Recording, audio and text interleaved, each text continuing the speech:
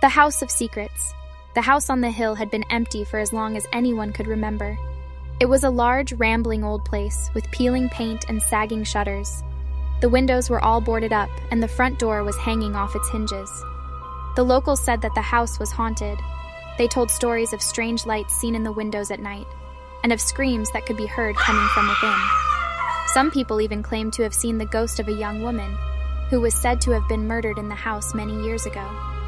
One day, a young woman named Sarah decided to investigate the house. She had always been fascinated by the stories, and she wanted to see for herself if they were true.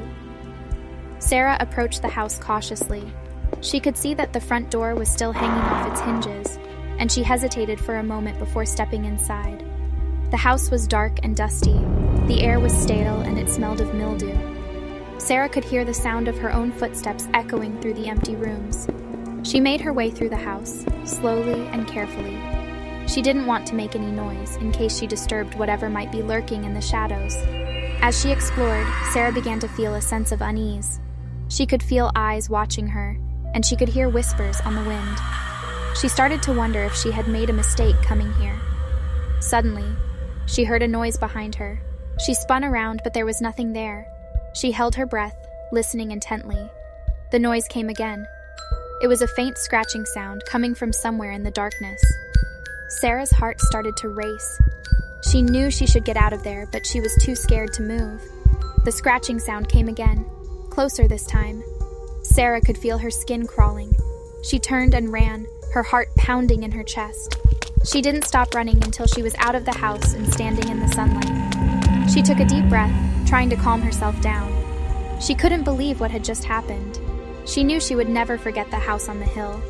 Sarah's story quickly spread through the town, and soon everyone was talking about the haunted house. Some people were skeptical, but others were convinced that the house was truly haunted.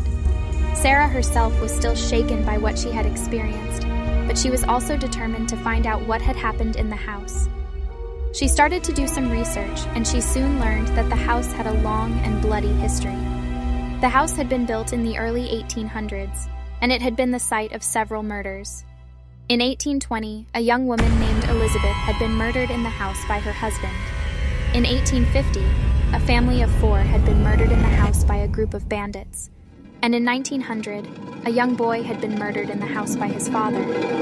Sarah also learned that the house had been the subject of several paranormal investigations. In 1970, a group of ghost hunters had claimed to have captured evidence of paranormal activity in the house.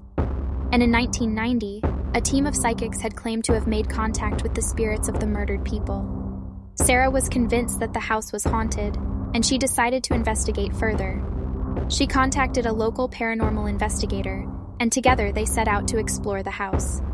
The investigator brought with him a variety of equipment, including cameras, audio recorders, and electromagnetic field detectors. They spent several hours in the house investigating every room. They didn't see anything out of the ordinary, but they did record some strange noises. They also picked up some strange readings on their equipment. The investigator was convinced that the house was haunted, but Sarah wasn't so sure. She thought it was possible that the noises and readings were just the result of faulty equipment. Sarah and the investigator never did find any definitive proof that the house was haunted.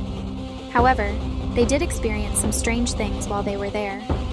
Whether or not the house is actually haunted, it's clear that it has a dark and disturbing history. Sarah is glad that she never went back there, and she doesn't recommend that anyone else does either.